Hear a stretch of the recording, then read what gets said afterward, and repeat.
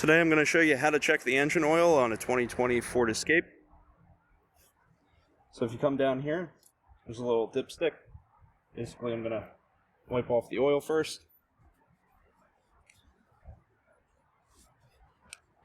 So basically the minimum value is here and the max is up here. And I like that they put holes in this one because at least you can see if you have oil or not. Sometimes when the oil is fresh, it's so clear it's hard to tell. So we're going to put this back in. We're going to take a reading.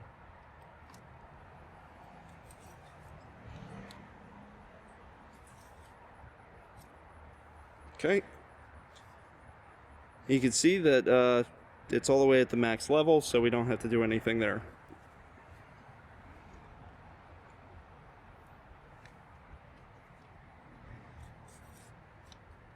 Okay.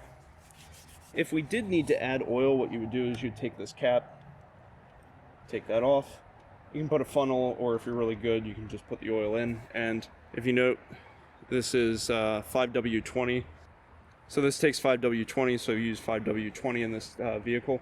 And I'll put a link in the description below. So, all right. Well, thank you for watching. Please subscribe and have a great day.